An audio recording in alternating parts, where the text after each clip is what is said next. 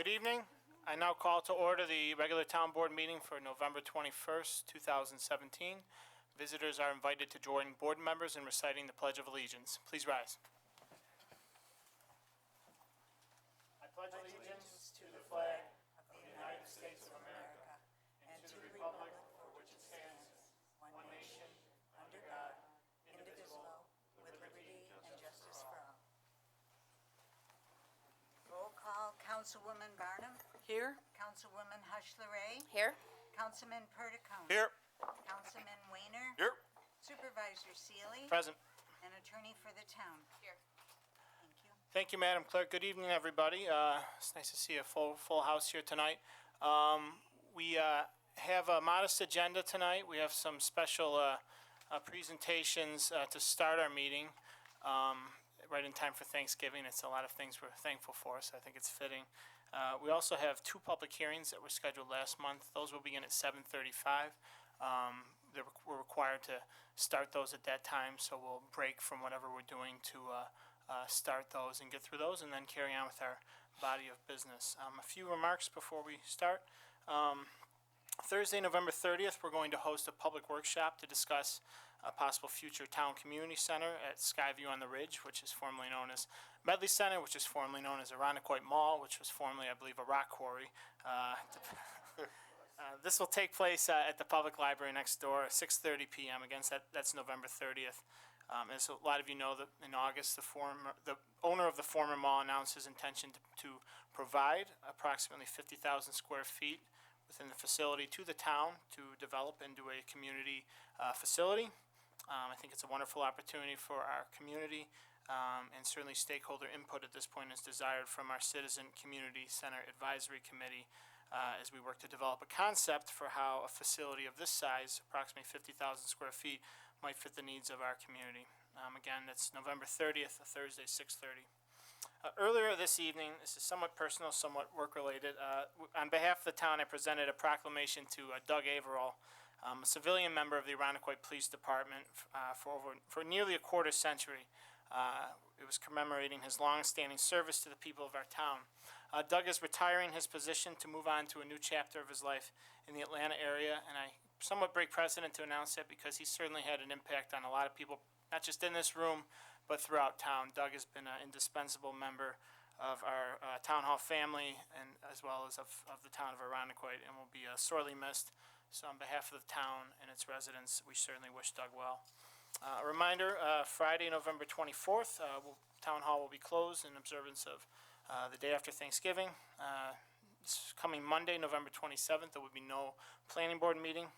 Sunday, December 4th, we will have our annual holiday tree lighting. I invite all residents to join us as we kick off the holidays with a tree lighting ceremony, entertainment, family-friendly activities. Those start at 4 at the library. And then at 5 p.m., we have a Christmas tree and menorah lighting ceremony at the gazebo. There will be cookies and punch in the Pioneer House afterwards. As always, we thank Patricia Wayne and the Irondequoit Historical Society for putting on this wonderful event. As has been the case in the past few years, the Irondequoit Police Department will be participating in the Purple Box campaign, which is a toy drive that helps children living in the Willow Domestic Violence Center, helps them have a happy holiday. We invite residents to drop off toys, clothing, other items that you can find at willowcenterny.org or our police department Facebook page, I assume at some point. We'll have 3 drop boxes, one at Town Hall, one at the library, one at the police department. It really is a great initiative, and the chief and the department have done a great job facilitating and developing a terrific relationship with the Willow Domestic Violence Center, which is a wonderful agency, so happy to see that continuing as well. And just on a personal note, I just want to thank folks for the past 2 weeks ago for, putting their faith in the administration here. I'll leave that short, but just want folks to know that it's, really from the bottom of the heart, it's appreciated, and it's such a gift to be able to come to work on behalf of the town every day, so I never take it for granted. And couldn't wait to get back to work the following Wednesday. I don't want to put Peter on the spot, but you're welcome to echo anything. I agree. Thank you very much. I do love this job, and I appreciate your confidence in me. We don't like to mix oil and water, so we'll keep it short like that. And now I'm going to invite board members to come down to the podium, and we'll have a few special presentations to start our meeting off.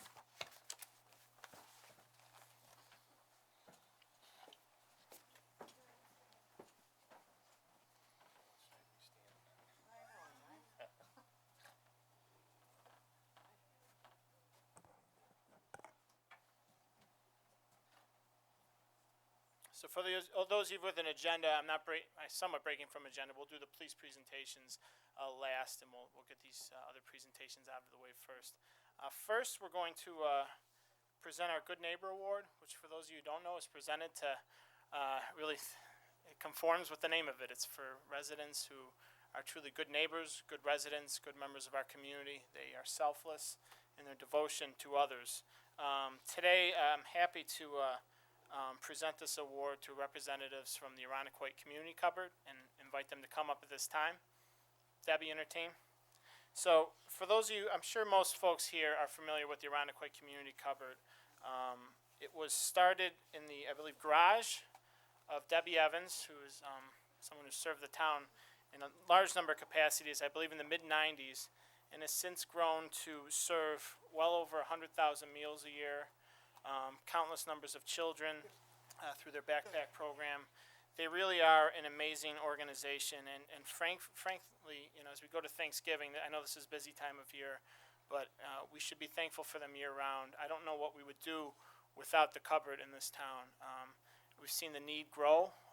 You know, I don't know if it's leveled at all. I hope it has, but when the need has grown, the community cupboard has always been there to address that. And I can't tell you, one of the most wonderful programs they have is the backpack program, which ensures that children who get the advantage of having meals, nourishment at school, don't go home on the weekends and not have to have that nourishment. So through the cupboard, they pack the backpacks and make sure that kids can eat healthy throughout the weekend. And I'm going to invite Debbie to come up here just to identify a few of the members here who are here tonight and say a few words about them. Thank you very much. This is Diane Saccharin, and she's one of our board members. John Kane is a board member. Sherry Evans, not related, is a board member. I always say that. Mary Jo Tepper, also a board member, and Carolyn.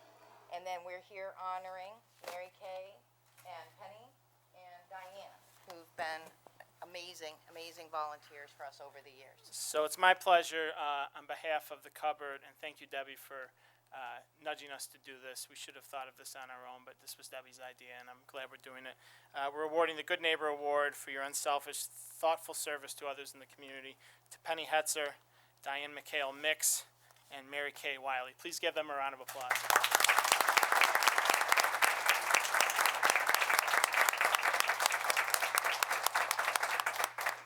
Can't get away without taking a picture with these wonderful council members, so.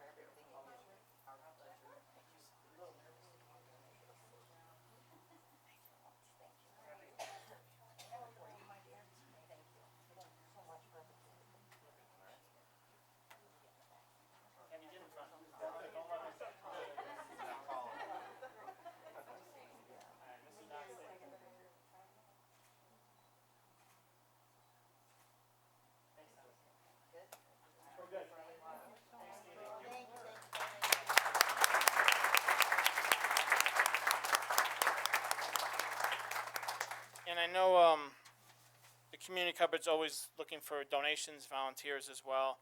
IrondequoitCommunityCupboard.org. You can email them at info@IrondequoitCommunityCupboard.org or call them at 336-9107. So thank you again for being here. And again, we should be thankful for you every day. You really are a gift to our community. Next, I have a very special presentation. I'd like to ask Geraldine Maiorani to come up. Jerry Maiorani. This lovely woman is here tonight, and it's fitting she's here after Election Day because for the past 50 years, starting in the city of Rochester, and for the past 28 years? 28 years. For 50 years total, she has worked elections on Election Day, and she's the election inspector at Laurelton Fire Department. I'm going to say a few words about her, but I can't plug the importance of our Election Day workers. Democracy really wouldn't function without them. This year turnout was a little bit lower, but those presidential years, it's quite an experience to go to a polling place. So the fact that we have so many people who are willing to work a 15-hour day, 16-hour day, starting 17-hour day, it speaks volumes. And I think folks there do it because they enjoy it. They're committed to the community, and Jerry certainly has been serving her town well. And she lives in the near the Laurelton neighborhood on Lafayette Road. Yes, right. Lafayette Road. She's lived here 28 years, and tonight it's my pleasure. This was facilitated by the Board of Elections, but to present to her on behalf of the Monroe County Board of Elections this certificate of appreciation presented to Geraldine Mairani in grateful recognition of your valuable contribution to the election night process and service to the voters of Monroe County for 50 years as an election inspector. Presented on this 21st day of November 2017, Commissioners Thomas Ferraci and Douglas French. Please give her a round of applause.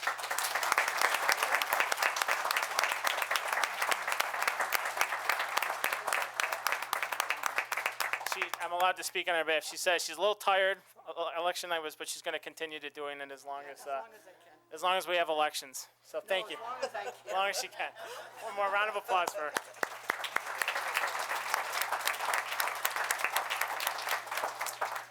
Okay, I'm going to stop talking momentarily. I'm going to invite Chief Tantillo to come up to the podium for our Police Recognition Awards. You can applaud for Chief as well. I'm going to have Captain Bean come forward.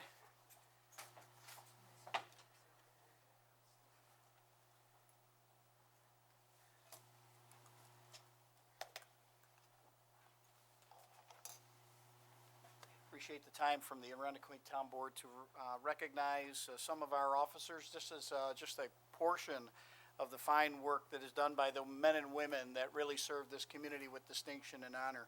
If I could have Sergeant Reed come forward, please, Officer Bradley Lape, Officer Richard Luby, Officer Jason Hughes, Officer Brandon Sally, Officer Christopher Soprano, and Officer Richard Cole come forward, please.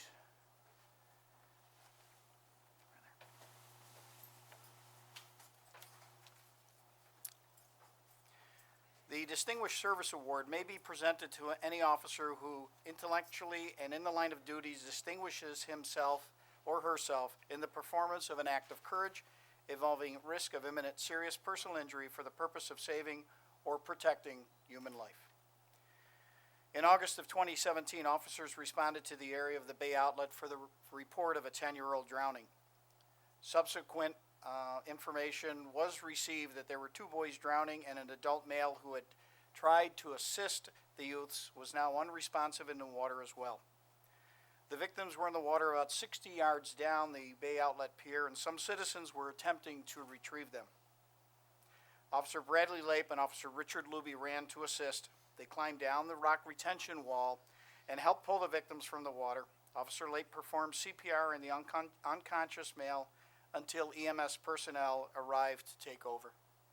Unfortunately, the male did not survive. The 2 boys were conscious, and Officer Luby aided them until EMS arrived. Sergeant James Reed, Officer Jason Hughes, Officer Richard Cole, Officer Brandon Sally, and Officer Christopher Soprano all assisted controlling vehicular and pedestrian traffic in this extremely chaotic situation at the Bay Outlet Park in order to facilitate the movement of EMS personnel to and from the scene. Due to the courage, bravery, and professionalism displayed by the involved personnel in an attempt to save human lives, the Distinguished Service Award is proudly presented to them. Congratulations.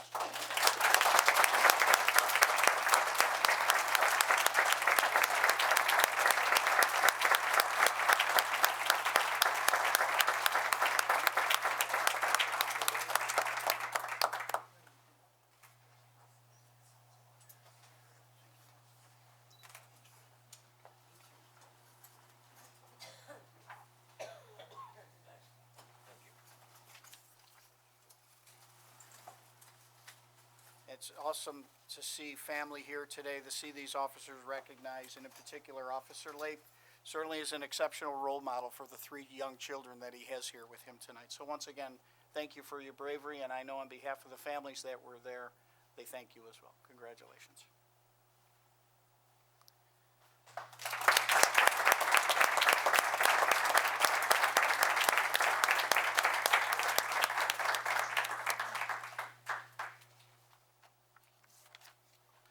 Next, if I can have Officer Shevlin and Officer Pronte come forward, please.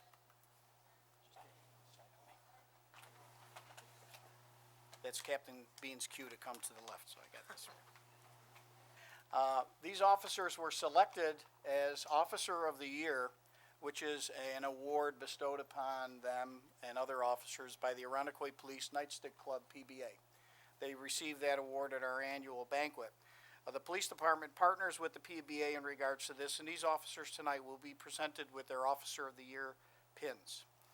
On January 12, 2017, Officer Shevlin and Officer Pronte were both working a patrol assignment in the town of Arundecoit and discovered a vehicle operating with improper plates attached to it. They conducted a traffic stop in the vehicle to investigate this further. Officer Shevlin asked the driver of the vehicle for the registration and insurance card, and the driver stated that she did not know where these documents were. And Officer Shevlin suggested to the driver that she look in the glove box. The driver stated the glove box was broken and did not open, then leaned over and opened the glove box slightly before slamming it closed quickly. During the traffic stop, the officers also detected an odor of marijuana coming from the car and asked the driver about that, and the operator indicated, "No, I keep my marijuana at home." This response further added to the officer's suspicion that illegal activity was occurring inside the vehicle. Officer Shevlin and Officer Pronte kept an eye on the occupants and observed them making what we consider furtive movements as both officers decided to remove these individuals from the vehicle. As they went to look into the glove box that the individual had so hurriedly closed, the officers located a firearm. At this time, the officers backed out of the vehicle, went to the other occupant, and took that person into custody. At that point, one of the other individuals in the vehicle ran, and Officers Pronte and Shevlin gave chase on foot, subsequently catching up to the individual farther down the street. The officers were able to quickly take the individual into custody and place him in handcuffs. The firearm recovered was a loaded 9mm semi-automatic weapon with 1 round in the chamber and an extended magazine which had contained 29 rounds in it. Additionally, the officers located another magazine underneath the passenger seat of the motor vehicle. It was discovered that the firearm was also stolen from a vehicle in 2015.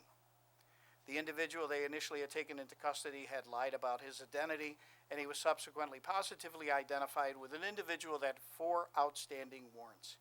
He was subsequently charged with multiple offenses, including criminal possession of a weapon. These officers went above and beyond their investigative duties with this traffic stop, and they not only recovered a stolen handgun, but certainly prevented a tragedy from occurring. The teamwork these officers displayed took a dangerous weapon and a dangerous individual off the streets of our community, making it a much safer place. It is our honor and privilege tonight to present them with their Officer of the Year pins. Congratulations, gentlemen.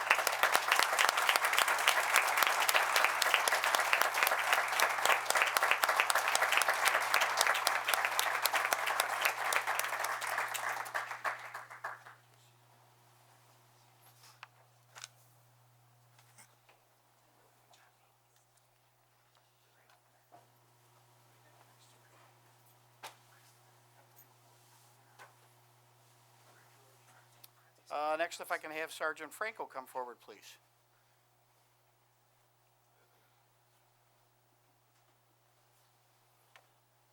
Why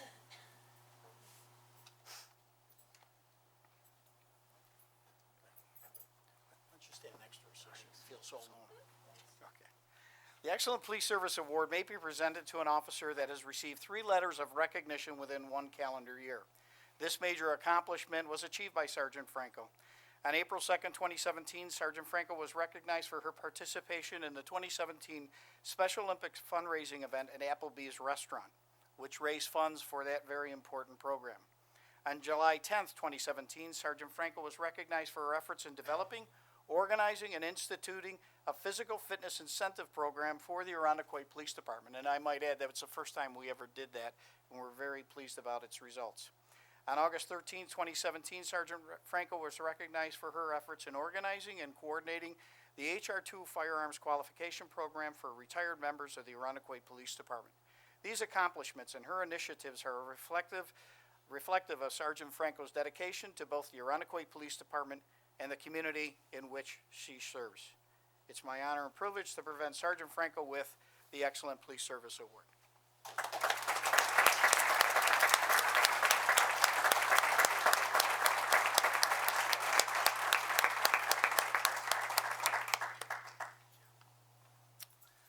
And next, if I could have Officer Kylie Nichols come forward.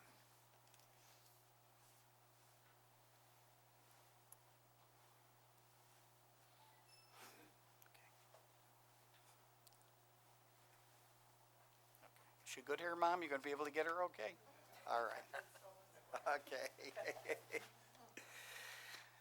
Once again, an Excellent Police Service Award may be presented to an officer that has received 3 letters of recognition, which Officer Kylie Nichols has done. Officer Kylie Nichols also assisted with the Special Olympics fundraising effort at Applebee's Restaurant. It was the first time we ever did that program, and we achieved exceptional results with that. On April 13th, 2017, Officer Nichols was recognized for donating her time and efforts to the 2017 Autism Awareness 5K fundraising event sponsored by the Autism Council of Rochester, the Monroe County Association Chiefs of Police, and the Arundecoit Police Department. First time an initiative has ever been done like that in Western New York. On July 30th, Officer Nichols was recognized for helping and design a new recruitment brochure for the Arundecoit Police Department. This brochure will help attract qualified candidates to fill career opportunities within our agency. And once again, that was a first-time initiative accomplished by this agency. Certainly, this is reflective of the dedication and service that Officer Nichols has towards this community, and is my privilege and honor to present her with the Excellence in Police Service Award.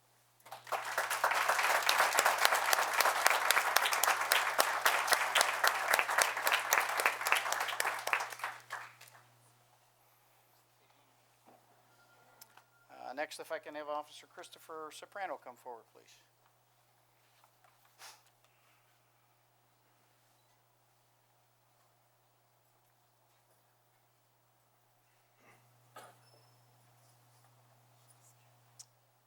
Officer Soprano is being recognized for his accomplishments in 2017.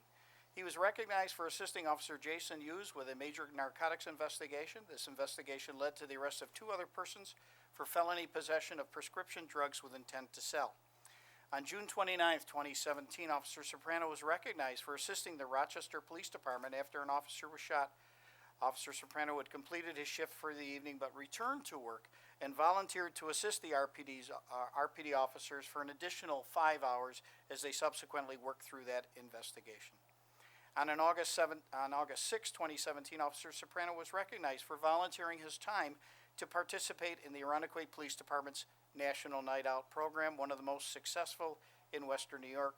Officer Soprano did willingly participate and interact with residents to enhance community relations. These accomplishments are reflective of Officer Soprano's dedication to this community and his profession, and it's a privilege to present him with the Excellent Police Service Award.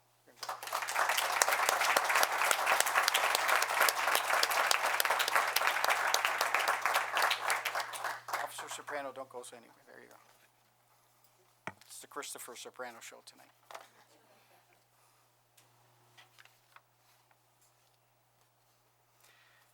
Officer of the Month Award may be granted to an officer who performs outstanding acts which benefit the police department and the community in which we serve during a 1-month period. In September of 2017, Officer Christopher Soprano was alerted to possible drug activity behind a business on Eastridge Road. During this investigation, Officer Soprano spoke to a citizen who provided information on drug sales in that particular corridor. Officer Soprano was able to build a rapport with this individual and get this person to sign up as a police informant. Officer Soprano was able to obtain a name for the person selling the drugs and a description of the vehicle the suspect drove. Officer Soprano researched this information and contacted the Granite Unit, which is the Greater Rochester Area Narcotics Enforcement Team, for assistance. In 2017, Officer Soprano's informant worked with the officers twice to buy suspected heroin from the suspect in Arundecoit. After the first purchase, the Rochester Police Department assisted by initiating a traffic stop to confirm the identity of the suspect. The drugs were later tested and confirmed to be heroin with fentanyl, which we know is deadly.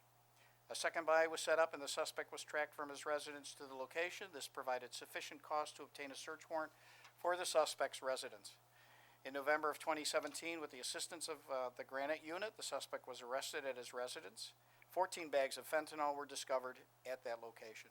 Officer Soprano did interview the suspect, who admitted he had drugs concealed in his person, and at that point recovered 28 bags of fentanyl from the suspect. These outstanding acts by Officer Christopher Soprano led to the arrest of the suspect for felony drug sales and possession, and thereby warrant receiving this exceptional award. Congratulations, officers.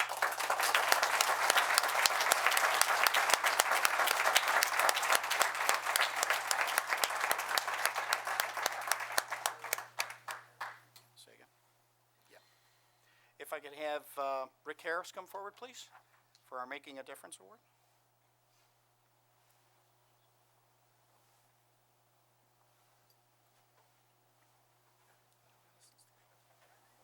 One of the major themes of the Arundecoyt Police Department is really our community engagement and community policing effort. You heard a little bit of that tonight by the work that the officers do, especially in volunteering to return back to their community.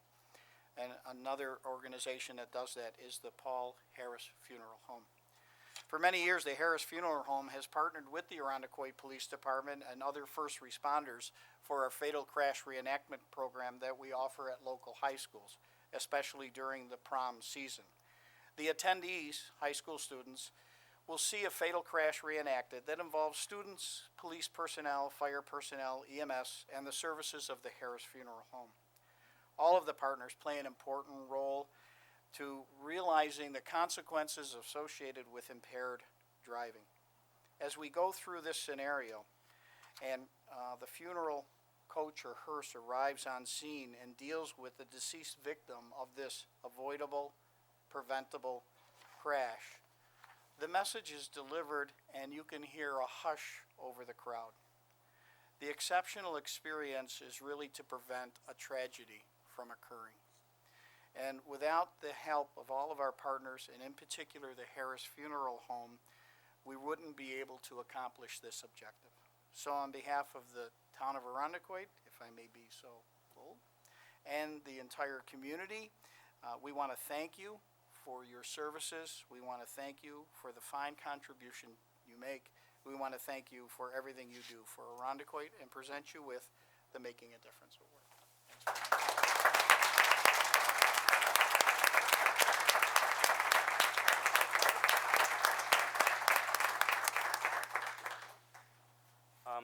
I'd just like to thank Chief Tantello.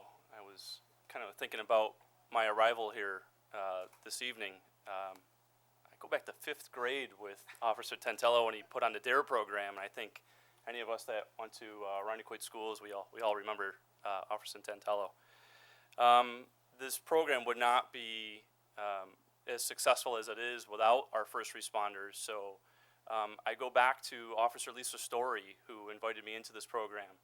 And then after her was Officer Jim Reed, most recently Officer Andrew Whitaker, and now currently working with Officer Kylie Nichols. So thank you very much. The Ridge Culver Fire Department and the staff and faculty from East Ridge High School, Arundecoyt High School, and we were just over at Mercia High School as well, which was really nice.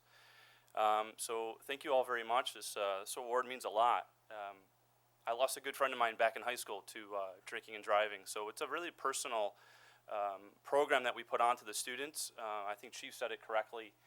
A lot of times you're in front of these students, and I'm talking about my experience with death and families, and we do all such a wonderful job of explaining just the reality of what happens, and I think more of a hush does fall over the crowd of the students, but sometimes they're actually brought to tears, and I think it's a really wonderful program that we all put on.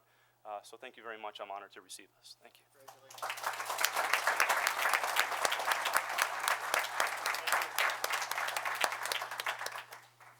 Well, I want to thank all of you for your patience here tonight. I want to thank the Arundecoyt Town Board for allowing us the opportunity to recognize our officers publicly for the exceptional work that they do, as well as our community volunteers. Thank you very much.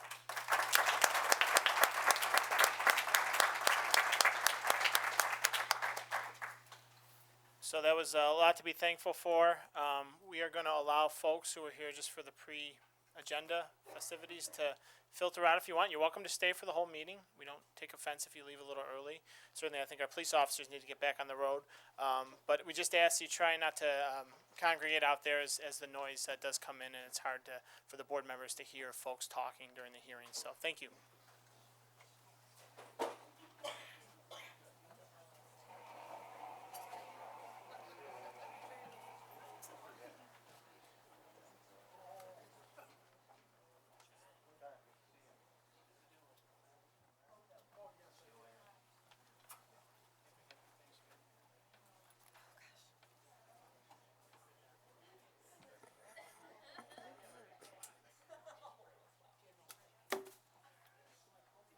Whose that is, but it was under my chair.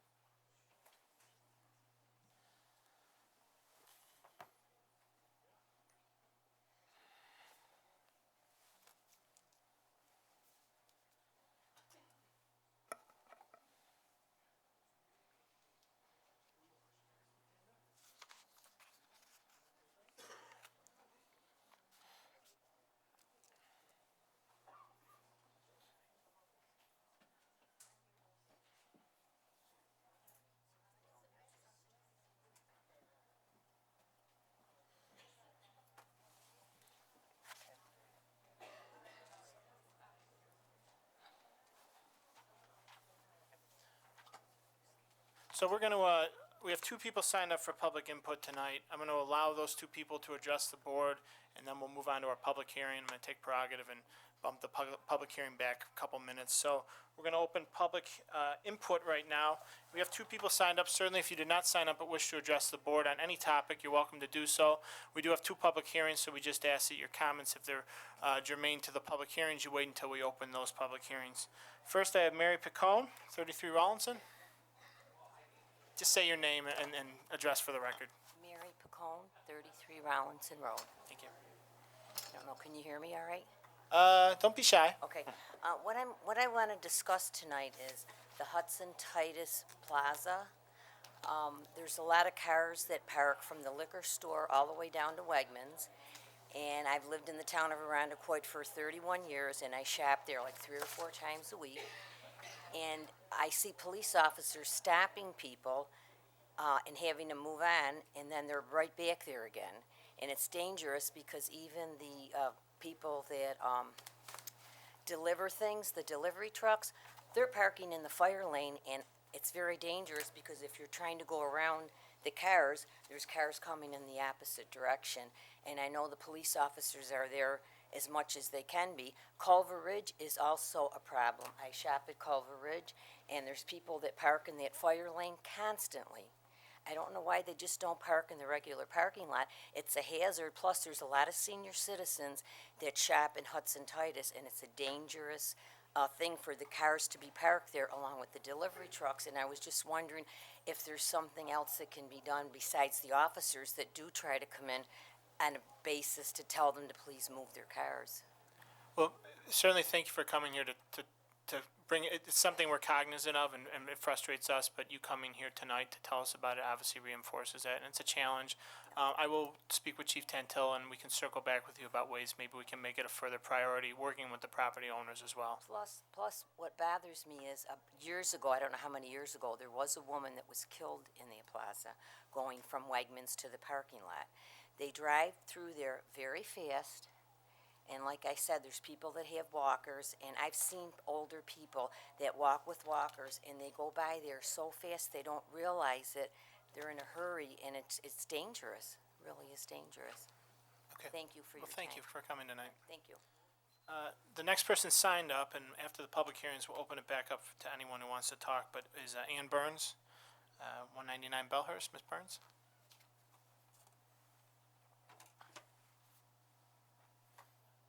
Good evening, everyone. I'm Ann Burns. I live at 199 Bellhurst Drive. I'm here this evening speaking on behalf of the community group Helping Arundecoit Plan for Progress, the HIP group. Now that we've had a chance to review the conceptual site map for the I-Square expansion, following the town board public hearing that was held last month, we'd just like to make a few additional comments for the record. We support the Nolan family's proposal for replacing the dilapidated Verguzzi Farm stand with a retail building fronting Titus Avenue. We also support the idea of adding a small number of cottage-style senior housing units on the south and center portions of the Vercruzzi property, and appreciate their plans for retaining and repurposing the historic barn. However, we believe that rezoning should not be approved without stamped, legal, written commitments to these aspects of the project. The significant impact on Lorraine Drive. This is a long-standing and well-maintained residential neighborhood that is an essential piece of the Titus Avenue neighborhood near Cooper and Gardam Roads. The citizens who still will be living on this quiet cul-de-sac are deeply concerned about the future and the quality of their lives. The conceptual site map does not adequately address concerns about additional traffic, noise, or the visibility of the nearby parking lots from their homes or yards. The Arundequoit Mixed-Use Code was not designed to demolish residential properties. It is rather designed to complement the important cohesion building elements like third-generation families, established residents, and the opportunity to nurture new families in these homes. Demolition moratorium.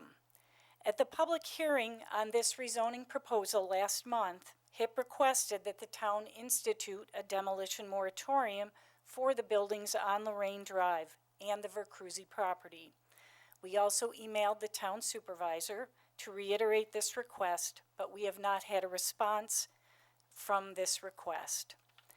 This demolition moratorium needs to be in place until a concrete plan with stamped legal drawings are approved by the planning board. It is unfair for the town to allow further demolition of homes on Lorraine Drive, which has already started. Left unabated, this will cause a disruption of the character of this and the surrounding neighborhood. No traffic study. As of this writing, no transportation study has been provided for public review. At the very least, Monroe County DOT needs to see this concept. What findings, if any, have they provided? Have they considered alternatives? For example, the housing to be added to the Vercruzzi property could be its own separate cul-de-sac, so it would not impinge as a flow-through street onto Lorraine Drive as portrayed in the conceptual site map provided to the town. Thoughtful and detailed consideration needs to be given to the additional traffic from this proposed expanded development. Even with the addition of that traffic light that we have there at Gardam Road, an 8th grade student was tragically hit by a car just 2 weeks ago. Environmental sensitivity on the Vercruzzi property. An EPOD designation on the Vercruzzi property needs to be seriously considered because of the existing creek at the rear of the property, and the environmentally sensitive and to this point undeveloped forever wild nature of the creek and the creek bed also needs to be considered. In addition, has the Arundequoit Conservation Board had an opportunity to review the details of this potential development? The conceptual plan shows 14 cottage-style homes, yet in this morning's DNC, the Nolan family notes that now 20 to 24 units are planned. This is a significant increase. In order to have adequate parking for the proposed grocery store, the housing, and the common building and the barn, what else is going to be torn down to make room for all the parking required for these? We ask you to consider that. In closing, The community has been involved for 20 years in the thoughtful redevelopment of the Cooper and Titus neighborhood, and community collaboration needs to continue. Arundequite, in planning for the Titus Cooper Hudson neighborhood, has a great deal invested. As we mentioned in our comments last month, there are master plans that overlay this essential neighborhood in our town. The town board, as decision-making body ultimately responsible for the outcome in keeping with both of these master plans, needs to ensure that commercial development eastbound on Titus is held in check. We believe it is imperative that the town board do more to engage the community before approving this proposed rezoning. Thank you. Thank you, Ms. Burns. We are now going to move on to our public hearing. I will ask Madam Clerk to call the first public hearing. Public hearing 1 on the matter of authorizing speed reduction on Belcota Drive from St. Paul Boulevard to Winona Boulevard from 35 to 25 miles per hour. Motion to open the public hearing? Moved. And a second? Second. All those in favor say aye. Aye. Thank you. Chief, just a brief explanation of what the proposed law would entail. This would reduce the speed limit on Belcota to 25 miles an hour from St. Paul Boulevard to Winona Boulevard. And this has involved a great deal of community input in regards to the neighbors within that neighborhood. Thank you. There were no folks signed up to speak to the board about this public hearing. Certainly, if anyone wishes to at this moment, they are welcome to come up to the podium. Sure. Just make sure you say your name and address, please. Hi. Hello. Danielle Denali. I live at 213 Belcota. And so we've had some issues with people just speeding up and down our street, and as a street, we decided that we would like to have our speed limit lowered. Thank you. We got, I went to every neighbor's house, and we had all but one resident sign. Kudos to you for doing that. Good. Nice way to meet your neighbors. Yeah. It's true. Anyone else wish to address the board?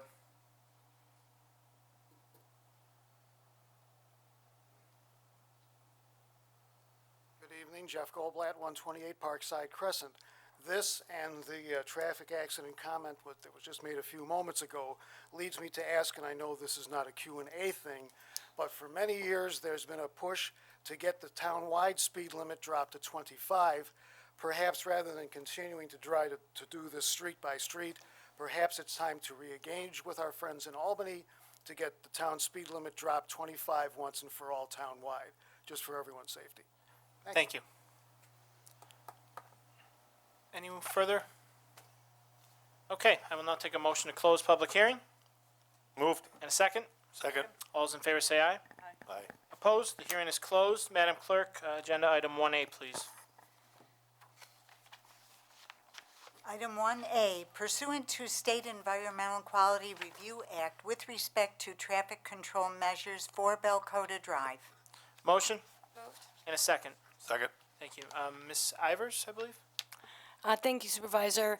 The item is that, calling for a change in the speed limit. There is no physical modification associated with this action. And so when we look at the environmental impacts, there are no adverse or significantly adverse or any adverse impacts associated with this action. And for that reason, we're recommending a negative declaration for the purposes of seeker. Thank you, Ms. Ivers. Any questions or comments from the board? Hearing none, all those in favor say aye. Aye. Opposed? Resolution is adopted. Madam Clerk? Item number 1B, authorizing the adoption of local law number 7 of 2017 to authorize traffic control measures for Belcota Drive by amending section 222-52 of the Code of the Town of Arundequite. Thank you. Motion? And a second. Second. Thank you, Ms. Husserray. As Chief discussed, this would provide for authorized traffic control measures on Belcota Drive, and we thank the residents for the petition. And to Mr. Goldblatt's point, we are we are looking at a townwide reduction and certainly, don't want to continue having to do resolutions like this, even though we certainly welcome them, but a townwide reduction certainly is a goal, I believe, of the board, and I think in the coming months, working with Chief, Bob Kiley, our Commissioner of, Public Works, we've had conversations with the county, about, how that might work, so we look forward to having a recommendation, for the board to consider in the coming months. Any further questions or comments? All those in favor say aye. Aye. Opposed? Resolution is adopted. Madam Clerk. Public hearing number 2 on the matter of the Town of Arundequoit's application for funding through the Restore New York Communities Initiative. Motion, please, Moved. and a second. Second. That was to open the public hearing. All those in favor say aye.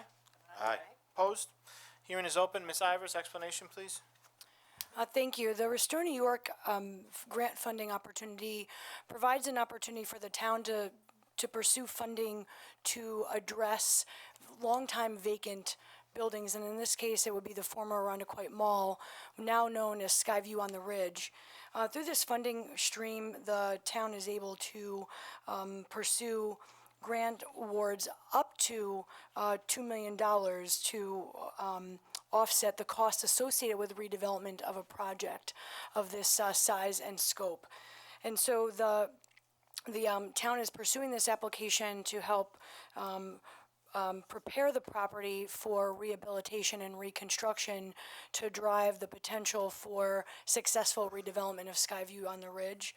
And so through this funding stream, there are a variety of potential costs that could be covered by this grant funding. We're looking at partnering with the current owner and developer of the property to pursue all available funding to offset the costs associated with bringing this project online. And ultimately, the goal of the project is to remove blight, create an attractive location for redevelopment, and increase potential employment opportunity. And that's really the goal for the Restore New York grant funding stream. Thank you, Ms. Ivers. I'll just note, this is a state program that I believe was started, actually it was a legislation a decade ago in the state assembly. It was actually implemented by then Governor Spitzer, and went away for a few years. It was brought back, I believe, 3 years ago, or maybe perhaps 2 years ago. It was targeted initially towards blighted main streets. However, large blighted vacant properties, post-industrial, large malls, for instance, also qualify. It helps tremendously with some of those upfront costs. Certainly, the redevelopment of the former mall requires a lot of remediation to retrofit it from a shopping center to a multi-use flex space community. So we determined that it was appropriate for the town board, with this funding available, to pursue this, and this hearing is part of the process. We are not taking any item for board action up tonight. With that, if there was no one signed up for this public hearing, certainly anyone wishing to may do so at this point. Hearing none, I'll make a motion to close public hearing. Moved. And a second? Second. All those in favor say aye. Aye. Opposed? Thank you. That public hearing is closed. We will likely take up authorizing an application at a December board meeting. So board members, keep your calendars open if a special meeting needs to be scheduled. With that, I said I would allow public input. We didn't have anyone signed up for public input past the second speaker, but if anyone wishes to address the board, they're welcome to. Going once? Yes, this is public. Okay.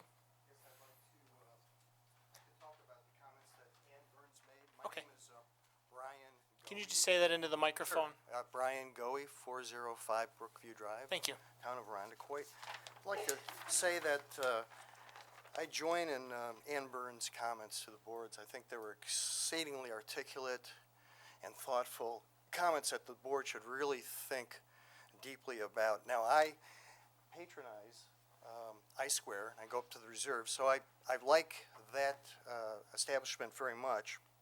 However, I think that changing the zoning without a definitive project being presented to you is a mistake. I think it sets a dangerous precedence, and it's really putting the cart before the horse. So I don't think you want to do that, and I'm not trying to put the Nolans out, but I think in terms of how you operate as governing body, deliberative body, that you really should have something very concrete before you decide to rezone that property.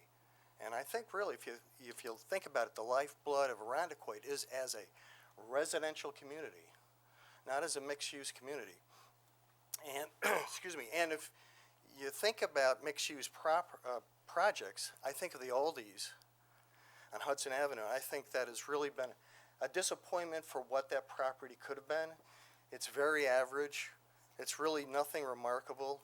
It's nothing against Aldi's. It's just, I think, a poor use of that property. So I think you really have to dig a little bit deeper when you look at these proposals. And in this case, I think you should have a definitive proposal in the same way that Ann Burns had said it should be stamped by the architects. And the funding should be in place, and it should be a project that's ready to go instead of something that's really conceptual and right now changing, apparently.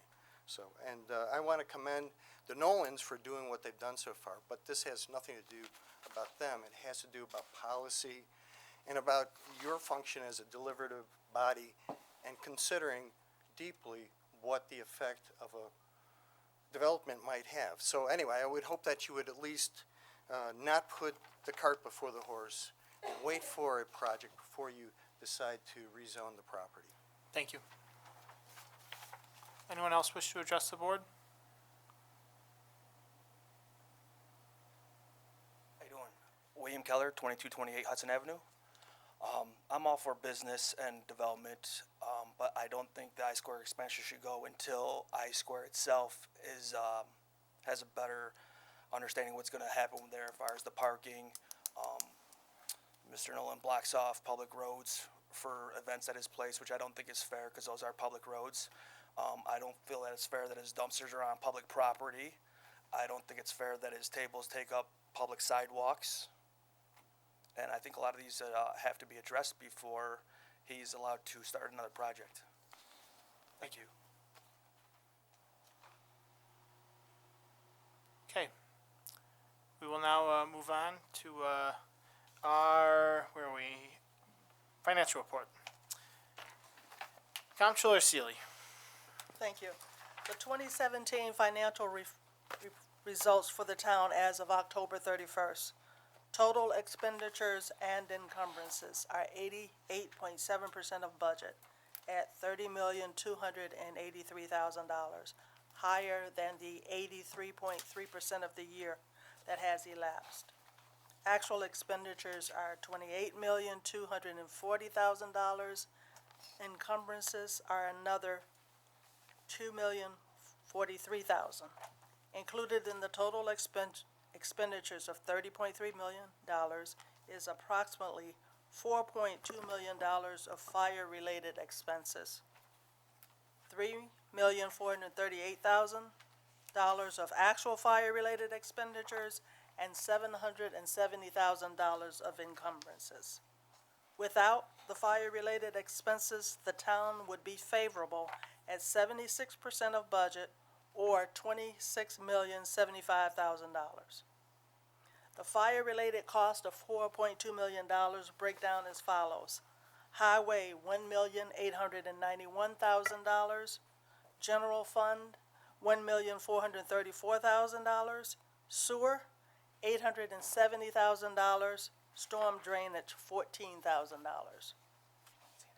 General Fund expenses are $17,028,000, or 85.1% of budget. Actual expenditures, $15,848,000, and encumbrances, $1,180,000. The general fund includes approximately $1,434,000 of fire-related expenses. Included in those expenses are demolition costs and expenses of the new temporary DPW structure. If you exclude those expenses, the fund is favorable at 77.9% of budget. Expenses in the police department are higher than expected as several veteran officers retired during the year, thus creating unplanned expenditures.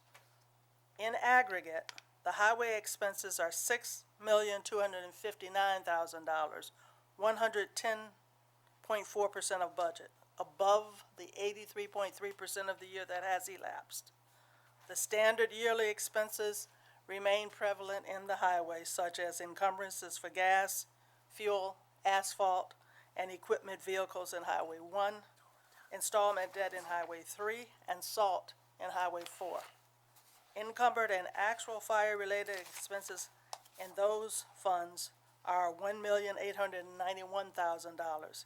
Exclusive of those, the highway expenses would be favorable at 77.1% of budget.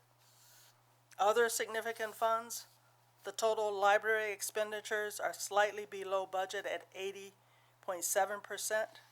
The sewer fund has expended 91.6% of budget in the amount of $3,816,000. $870,000 is due to the fire. The fund would be favorable at 70.7% if those expenses were excluded. Stormwater drainage is currently at 52.5% of budget, a total of $411,000. Included is $14,000 of fire-related costs, so the non-fire-related expenses equate to 50.8% of budget.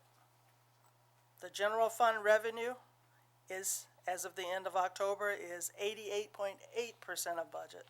A total of $17,550,000, $10.6 million of tax revenue, and $196,000 of pilot payments are in, pilot payment in lieu of taxes. Also received to date is 5 months of sales tax totaling $1,593,000, 39% of that budget. 3 months of mortgage tax equal to $161,000, 20.6% of that budget. $368,000 or 50% of franchise cable TV revenue is in.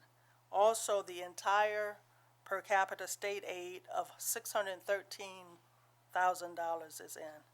As a point of interest, an additional $1.2 million of sales tax revenue was recorded in November and will be in next month's report. The recreation program revenue remains favorable to budget at 87.9%. Included in general fund revenue within the other sources of revenue line item is $1,834,000 of insurance recovery. The general fund revenue exclusive of fire insurance proceeds is $15,715,000 or 79.5% of budget. The total town revenue and appropriated fund balance through October equate to $31.5 million, 93.4% of budget. Included in that amount is $3.1 million of fire insurance recovery.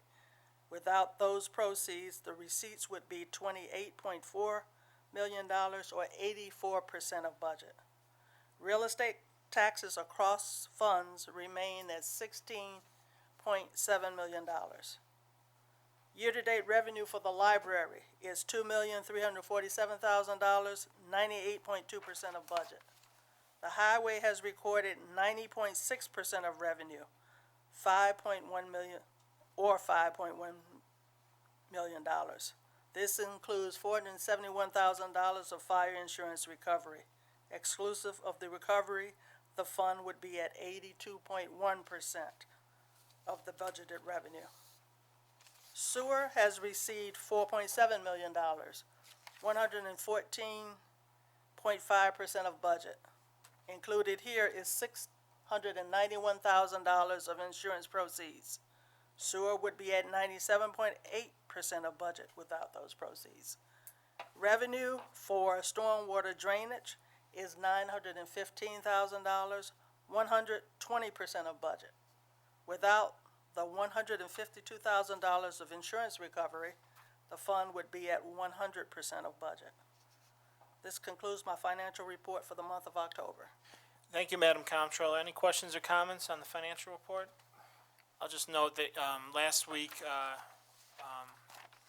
our Comptroller's office, myself, went through a process with Moody's credit rating agency, and they do a thorough analysis of our town finances.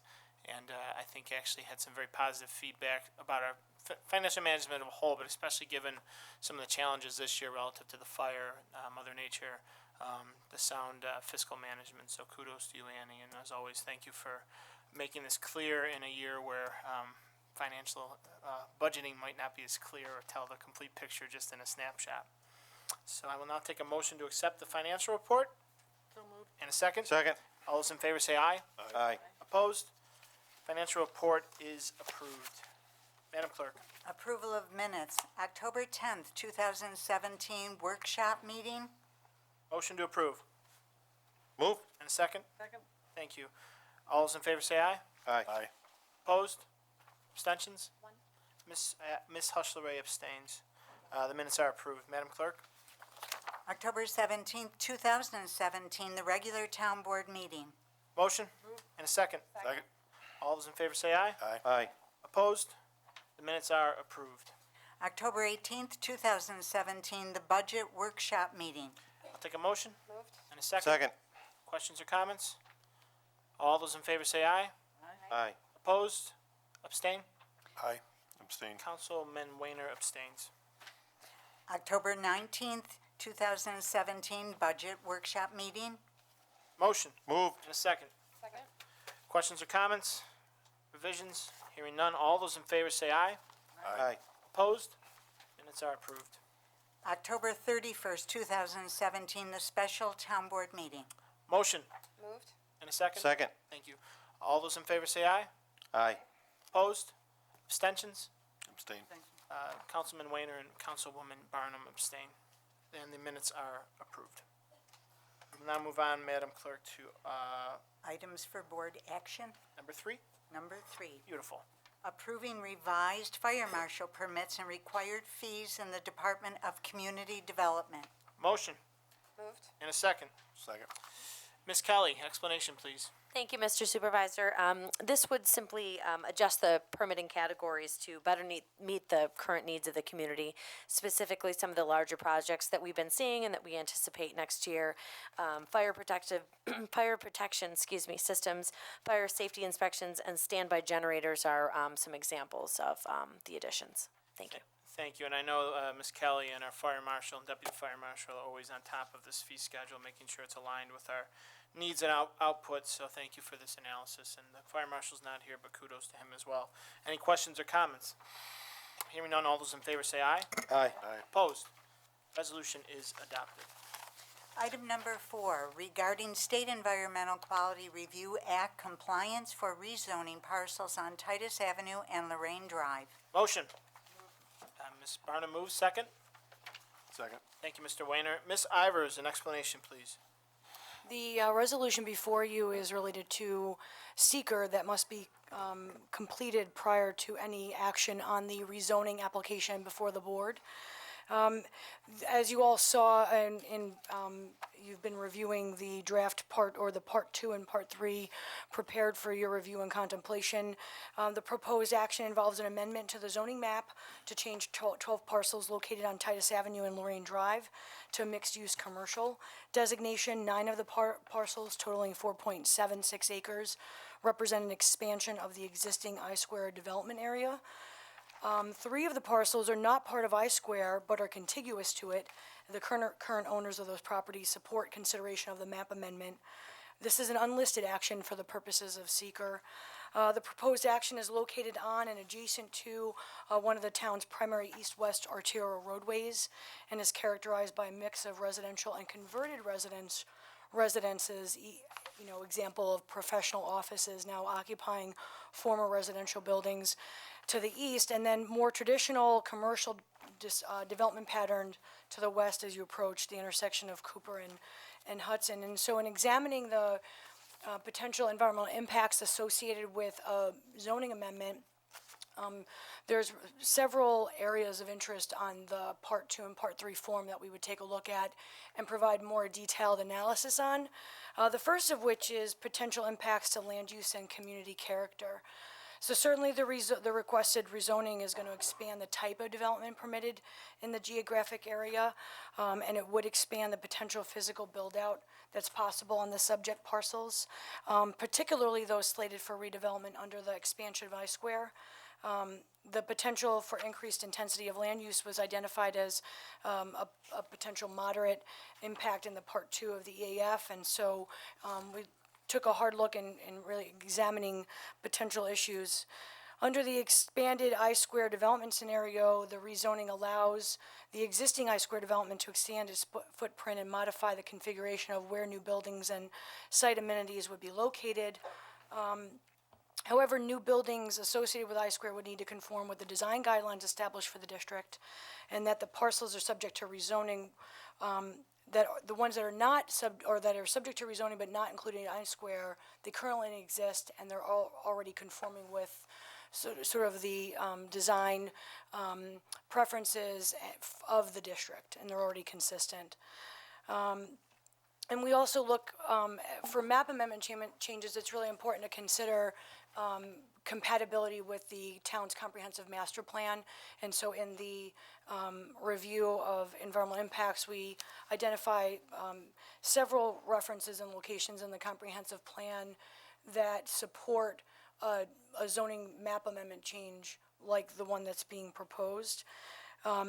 That given that the parcels are being considered, or they're located on or near major arterial and are contiguous to currently zoned mixed-use commercial parcels, the potential adverse impacts on the community character and land use are minimized, and that impacts to neighboring existing properties can be mitigated through buffering techniques and site design that would be identified during site plan review by the planning board. We go on to look at potential impact to land.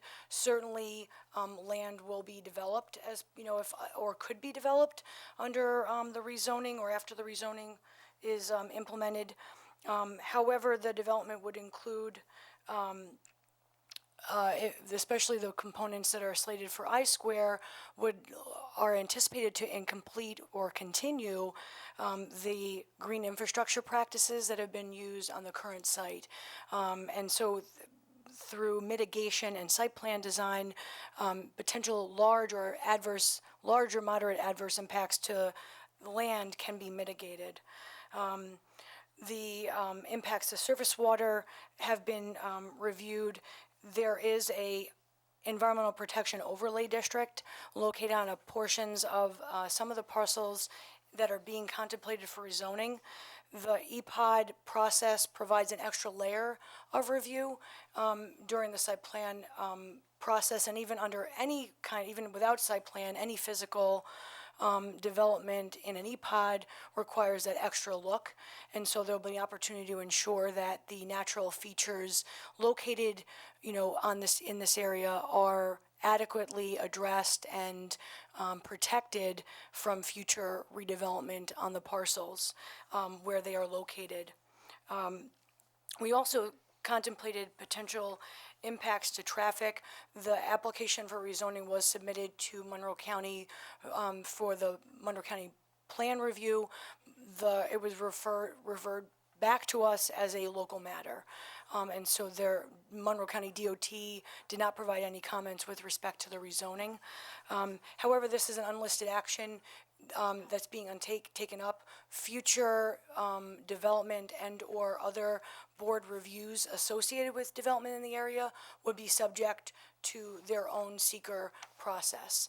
But we did take a look at, as part of the contemplation, the development plan that has been reviewed under seeker under previous determinations of significance accounted for the traffic analysis or impact associated with the full build-out of I-Square.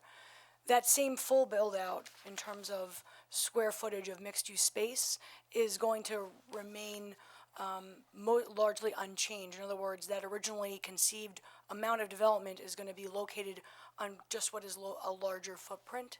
And so while the planning board, when it considers site plan impact, will likely be looking at more detailed traffic impacts, for the purposes of rezoning, they can be mitigated through site plan. And then looking at potential impacts to utilities and energy, the town's existing infrastructure can certainly support the potential redevelopment that is anticipated or could develop after the properties are rezoned.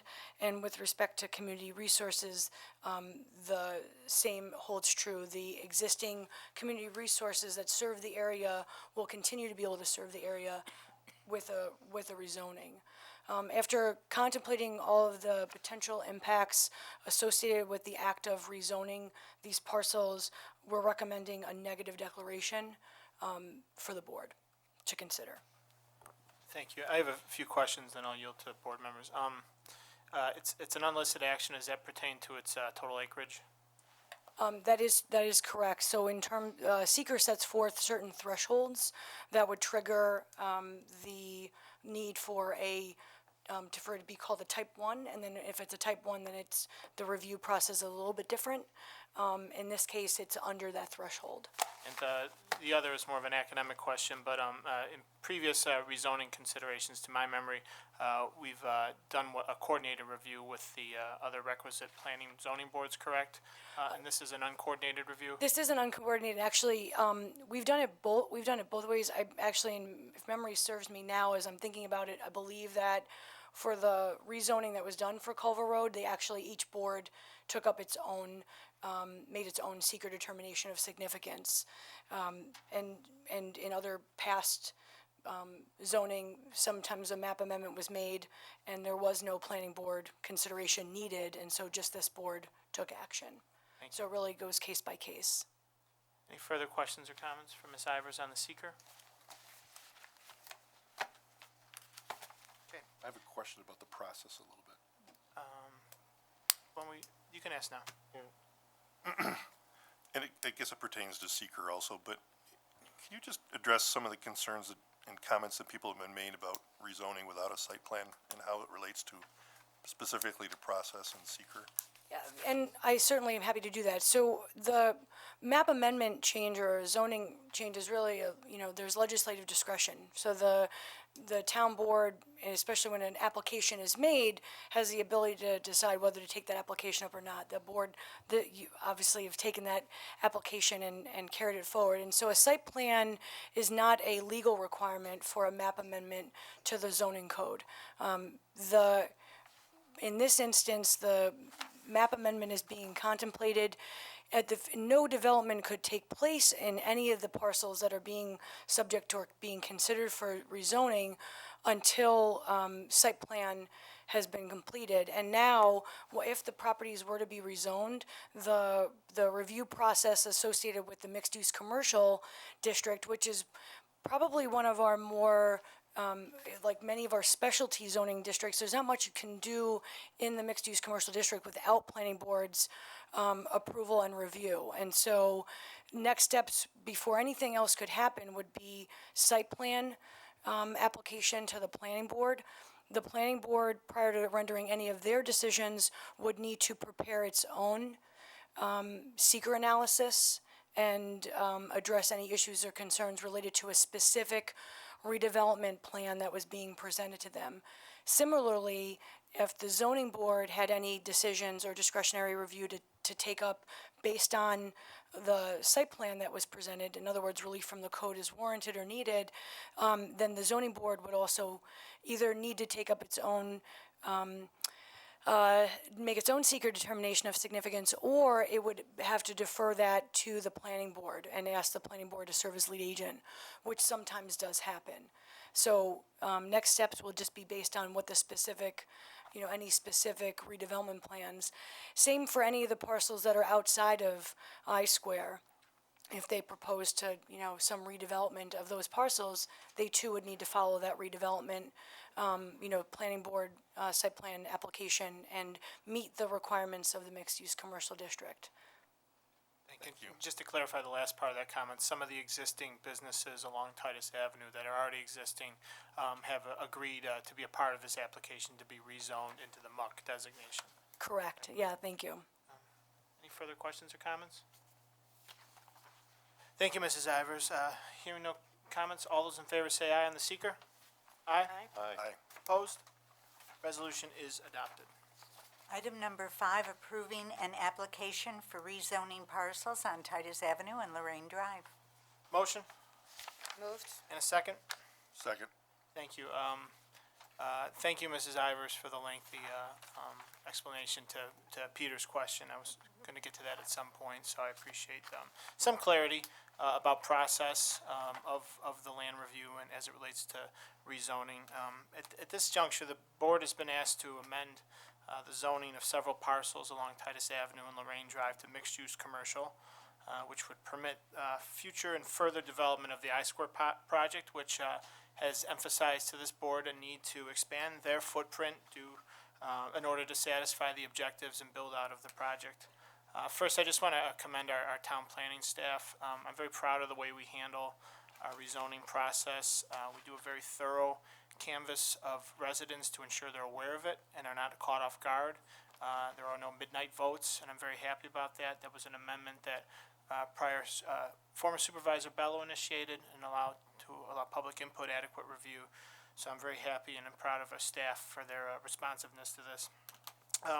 We've seen a concept plan that from the applicants that includes patio homes for presumably those over 55 or perhaps older, and I think their advancement is in the town's best interest.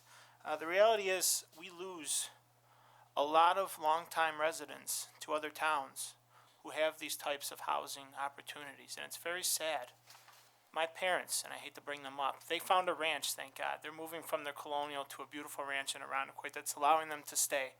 That isn't always an option for folks. We have a housing stock that is not, as a whole, conducive for aging in place, even though many times this board, this town, has emphasized the need, whether through our comprehensive plan or our older adults survey, to provide more outlets to allow longtime residents to age in place. Part of that involves diversifying our housing stock. And I'll say we are often confronted with relatively sizable plots of land. And these aren't these aren't golf courses like Penfield. These are several acres or 10 acres. And often we see proposed jamming as many units in there. How many row houses, townhouses can we fit in? In this case, we've seen a proposal for something that is a more of a transition from a colonial, those patio homes that are so desirable and so prevalent in other towns. And to be able to diversify our housing stock, I think that's a laudable goal.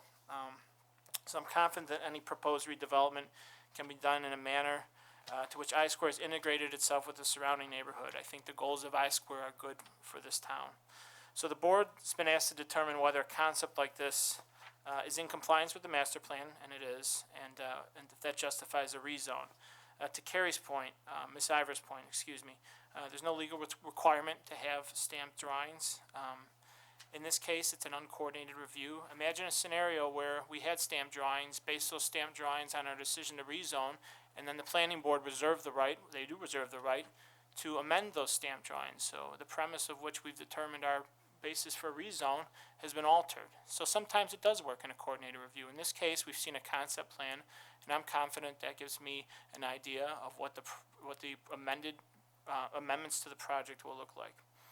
The applicants would have to go through the same land use process as any applicant would, including submission of full site plans for the planning board and potentially zoning board to consider. The planning board then reserve the right to determine what level of assessment review it would incorporate into its seeker review. So with that, I am recommending a positive vote on that, and happy to entertain any other questions or comments from board members. I guess I'd just like to add, as a former planning board member and chairman, I do think that the mixed-use commercial is, I don't want to call it restrictive, but it has a lot of covenants in it that are very controlling of development. And, the planning board will be very involved, and I believe that many of the points that people have brought up here tonight are, better if, taken before and should be brought to the planning board to have that influence over the site plan. And I would encourage people to continue to bring their input before the planning board and help to guide that development. But, I do agree with Dave that, we really need this type of housing stock. The site plan is feasible. I think there are some tweaks that may be required, but, I agree. Thank you.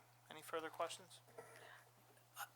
I just want to say that we really are having to depend on the planning board, and they have a lot of experience in this, and they're very strict, and we're going to depend on them to be strict and careful about protecting the EPOD and streetscapes and so forth.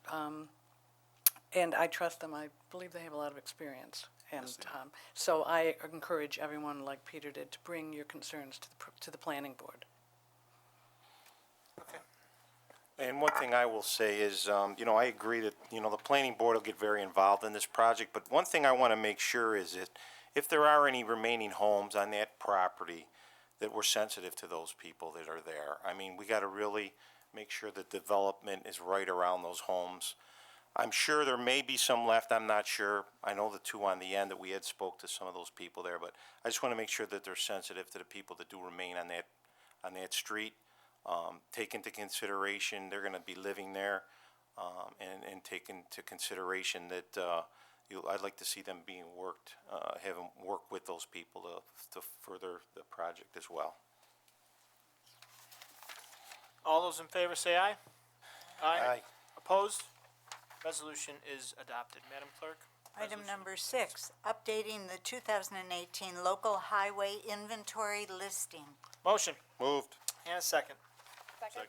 Commissioner Kylie, explanation, please. Thank you, Mr. Supervisor. The resolution before the town board this evening is to amend a resolution that we passed last year at this time.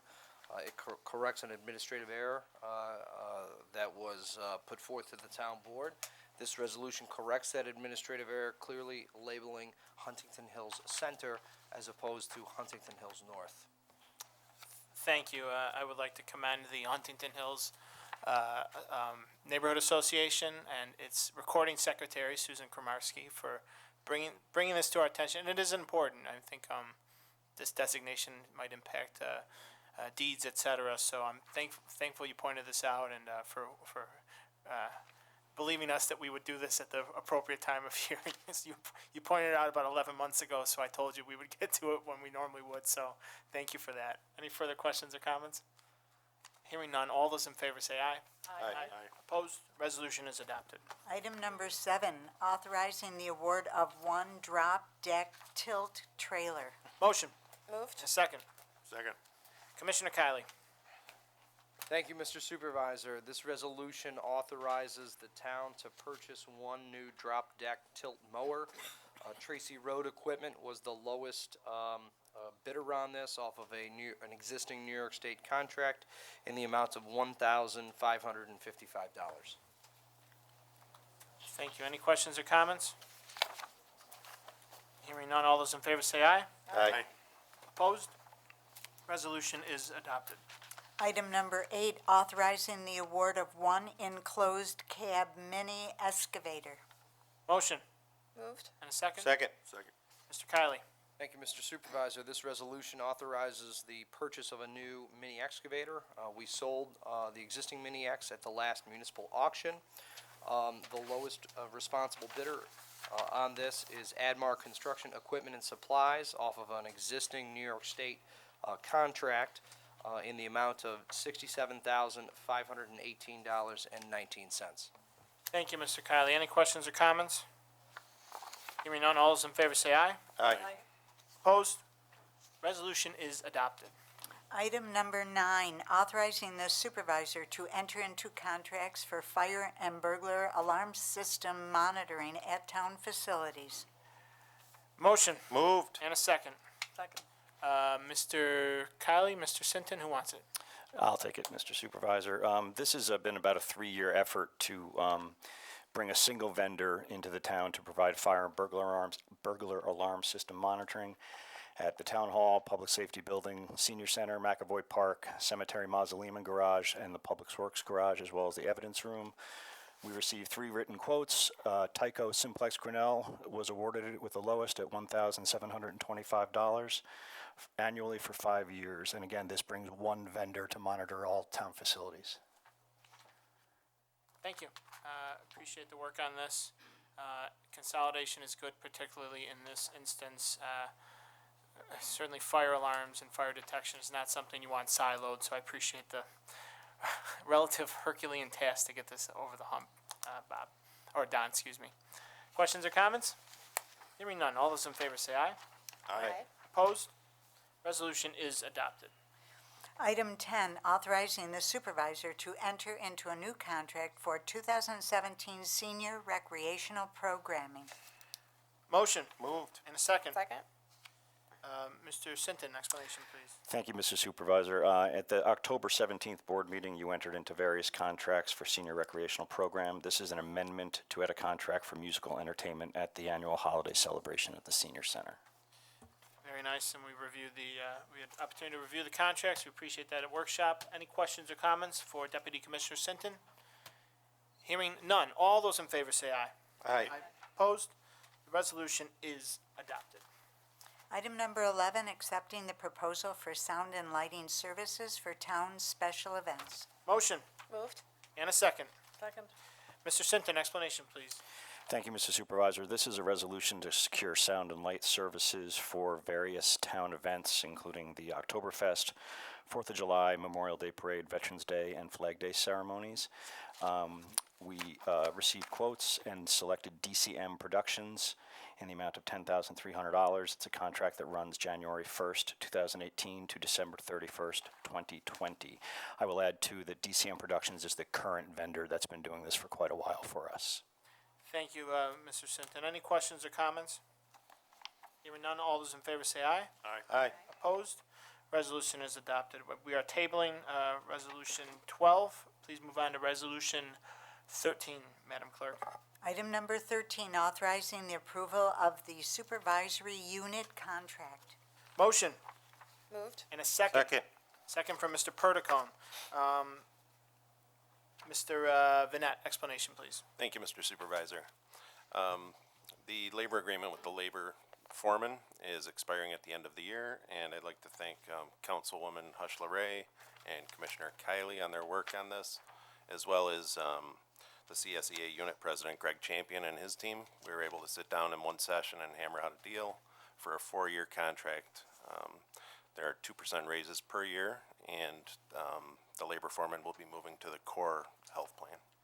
Thank you, and just board members will be reminded that migration to the core plan amongst our employees is a long-term move to minimize costs while ensuring baseline healthcare services. But we appreciate I think this might be the last bargaining unit to migrate to the core plan. So certainly grateful. I think it's taxpayer-minded while preserving those health benefits. Any questions or comments?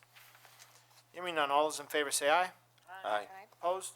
Resolution is adopted. Item number 14, establishing the 2018 holiday schedule for all town employees. Motion. And a second. Second. Mr. Vinette. Thank you, Mr. Supervisor. I think this resolution speaks for itself. It is the holiday schedule for 2018, and it was run by each bargaining unit with no objections. Very good. Any questions or comments? Hearing none, all those in favor say aye. Aye. Aye. Opposed? Resolution is adopted. Item number 15, authorizing the reimbursement of tuition. Motion. Moved. And a second. Second. Mr. Perdicone with a second. Mr. Vinette, explanation, please. Yes, you have a resolution before you for tuition reimbursement for an employee in the Justice Court. She wishes to take one course, which has been approved by the court administrator. This request is consistent with the town's tuition reimbursement policy. And Jason, any questions if you have them? if the employee terminates employment with the town, are they required to replenish the benefit to the town? Yes, it is staged in depending on how soon the employee left. And the policy calls for an 80% tuition reimbursement rate. Thank you, Jason. Any questions or comments? Hearing none, all those in favor say aye. Aye. Opposed? Resolution is adopted. Item number 16, authorizing the hiring of a recreation assistant. Motion. And a second? Second. We have a second from Councilwoman Hush LeRae. Mr. Vinette, explanation, please. Thank you. There's a vacancy in the Bureau of Recreation, and the department wishes to hire a recreation assistant. We did advertise for this, and after several interviews, we've selected Joseph Battaglia. Thank you. And I understand Mr. Battaglia comes from the town of Greece. Gates, excuse me. We have a good track record of employees who have come from Gates. Our comptroller was once the comptroller of Gates, and I feel that Gates' loss has been around to quite its benefit. So welcome aboard. We're happy to have you here tonight. Thanks for waiting. It's a tradition to put all of our hires at the end, so you get to sit through the misery of our deliberations. But we thank you, and we look forward to working with you. Questions or comments? Hearing none, all those in favor say aye. Aye. Opposed? Resolution is adopted. Please stand again. Congratulations.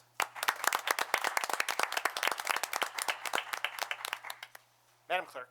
Item number 17, authorizing the lease of copiers to replace copiers used by the Department of Courts and the public walk-up copier in the Town Hall. Motion. Moved. And a second? Second. Thank you. Since Mr. Stone is downstairs doing a great job recording this proceeding, I will explain the resolution. As the title says, it seeks to replace two copiers whose leases have ended at the town court and at town hall. The new leases will be for a term of 39 months with United Business Systems.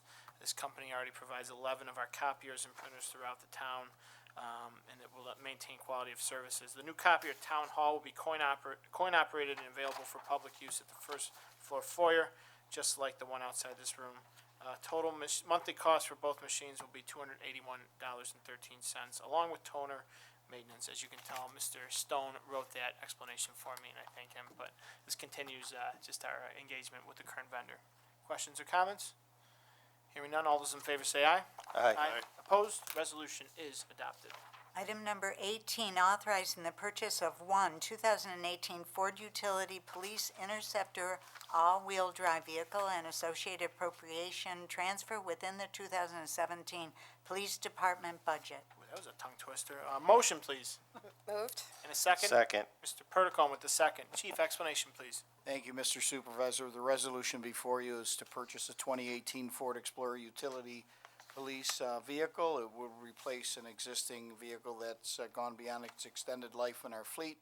This was put out to bid through the state of New York. Van Bortle was the most responsible bidder at the amount that was recognized here, $30,833.40, and it's contained within the police budget for 2017. Thank you. Any questions or comments? Hearing none, all those in favor say aye. Aye. Opposed? The resolution is adopted. Item number 19, declaring two radar units surplus property and authorizing their destruction. Motion. And a second. Second. Thank you, Ms. Hustler-Ray. Chief, explanation, please. Thank you, Mr. Supervisor. The resolution is to be able to declare these two radar units as surplus since they are beyond their useful life and are no longer available to be repaired with parts. Thank you. Any questions or comments? All those in favor say aye. Aye. Opposed? Resolution is adopted. Item number 20, authorizing the appointment of an alternate member to the town's zoning board of appeals. Motion. And a second. Second. Thank you, zoning board, excuse me. This resolution would appoint Timothy Scott as the alternate to the zoning board of appeals. The term will expire December 31st, 2019. We found our alternates, which we created 3 years ago, the position to be very valuable. It's a nice, we use their farm system, but it's a nice way to get people familiar with the process so that they can become full voting members. And I believe Mr. Scott comes from the Conservation Board? Is that correct, Ms. Colley? Correct, Mr. Supervisor. Thanks, and our Conservation Board really has been a good, we'll use the word again, but farm system for our planning and zoning boards, so we're very happy to make this appointment. Any questions or comments? Hearing none, all those in favor say aye. Aye. Opposed? Resolution is adopted. Item number 21, authorizing the appointment of an alternate member to the town planning board. Motion. Moved. And a second? Second. Okay. I don't know who got it. We're gonna Madam fight Clerk can over it. determine that. However, this would authorize us to, authorize the appointment of an alternate member to the planning board of Jacqueline Murray for a term that will expire December 31st, 2019. And Ms. Murray brings with her a diverse experience, and we certainly thank her for her interest in this board. Any questions or comments? Hearing none, all those in favor say aye. Aye. Opposed? Resolution is adopted. Item number 22, authorizing surety, form, and amount of official undertaking for the faithful performance of the duties of the town clerk and receiver of taxes and assessments. Motion Moved. and a second? Second. This is self-explanatory. I believe we pass this every year. Just make sure that Barb is bonded, so to speak, and as required by state law, I believe, Madam Attorney. And I'm happy to recommend a yes vote on this resolution to allow Ms. Janier to continue to do her job in an excellent manner. Questions or comments? Best town clerk ever. Wow. Hearing none, all those in favor say aye. Aye. Opposed? Resolution is adopted. Item number 23, approve the special event license for Sea Breeze's 8th Annual Volunteer Fire Department Winter Parade and Fireworks. Motion. And a second. Second. This is our annual authorization of the 8th Volunteer Firefighter Winter Parade and Fireworks in Seabreeze. It's a festive event. I'm happy to participate in it and encourage all residents, not just Seabreeze residents, to come down and partake, watch. A lot of decorated heavy vehicles. I see Mr. Kiley smiling back there because he's already planning how he's going to decorate one of our vac trucks, right, Bob? Absolutely, Mr. Supervisor. We had 2 vehicles in the parade last year, and we certainly look to have some of our new shiny equipment in there with even more bright lights on it. Thank you, Mr. Kiley, that thorough explanation. Any questions or comments? Hearing none, all those in favor say aye. Aye. Opposed? Resolution is adopted. This concludes our body of work. We thank all those attending. Our next workshop meeting is Tuesday, December 12th, 2017 at 4 p.m. here in the Broderick Meeting Room at Town Hall. Our next scheduled regular town board meeting is Tuesday, December 19th, 2017 at Town Hall, 7 p.m. On behalf of the town and the board, I want to wish everyone a very happy and healthy Thanksgiving, and we look forward to seeing people here in December and beyond. I will now entertain a motion to adjourn. Move. And a second. Second. All those in favor say aye. Aye. Opposed? Meeting is adjourned.